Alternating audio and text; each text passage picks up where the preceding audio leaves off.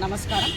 2020లో మహేశ్వరం నియోజకవర్గంలో జల్పల్లి మున్సిపాలిటీ కింద ఉన్నటువంటి ఉస్మాన్ నగర్లో ఫిరంగి నాలా పక్కన దాదాపు 700 ఇండ్లు ఆ రోజు వరదలకి మునిగిపోతున్నటువంటి సందర్భంలో ప్రజల కోసము కాంగ్రెస్ పార్టీ తరఫున ప్రజల పక్షాన నిలబడి మేము ప్రొటెస్ట్ చేస్తే అక్రమంగా మా పైన ఆ రోజు ఆ నియోజకవర్గ ఇన్ఛార్జ్గా ఉన్నటువంటి సబితా ఇంద్రారెడ్డి గారు మాజీ మంత్రివర్యులు మా పైన అక్రమంగా కేసులు పెట్టిస్తే ఆ రోజు నుంచి ఈ రోజు వరకు కూడా కోర్టు చుట్టూ తిరుగుతున్నాము. ఇప్పటి వరకు కూడా ఎలాంటి న్యాయం జరగదు.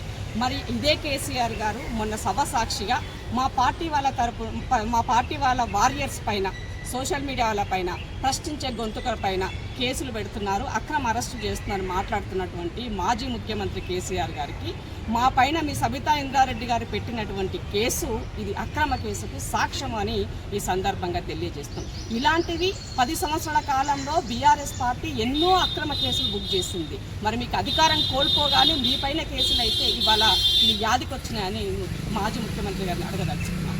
అలాగే ఇవాళ ప్రజల పక్షాన పోరాటం చేసేటువంటి వాళ్ళకి కాంగ్రెస్ పార్టీ ఎప్పుడు అండగా ఉంటుంది, ఆనాడైనా ఈనాడైనా. సో ప్రజాపాలన ప్రభుత్వం అధికారంలోకి వచ్చింది కాబట్టి, రేవంత్ రెడ్డి అన్నను ముఖ్యమంత్రిగా ఉన్నారు కాబట్టి అన్నపైన కూడా చాలా కేసులు ఉన్నాయి ఈ 10 సంవత్సరాల కాలంలో.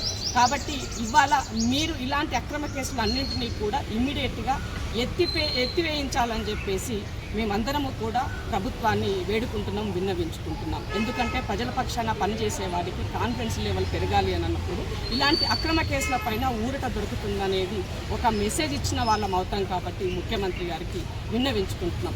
ఈ కేసుకి మాకు అండగా మన పార్టీ తరపు నుంచి తమ్ముడు ఉదయ్ అడ్వకేట్గా మాకందరికీ కూడా తన యొక్క సపోర్ట్తోనే ఈ కేసును మూవ్ చేస్తున్నారు. కాబట్టి ఇలాంటి వాళ్ళు కూడా ఇంకా నలుగురు తయారవ్వాలంటే తప్పకుండా మన ప్రభుత్వం అధికారంలోకి వచ్చినప్పుడు కొంత న్యాయమైనటువంటి కేసులకు, అక్రమ కేసులకు ఉపశమనం కల్పించాలని చెప్పేసి ప్రభుత్వాన్ని విజ్ఞప్తి చేస్తున్నాం.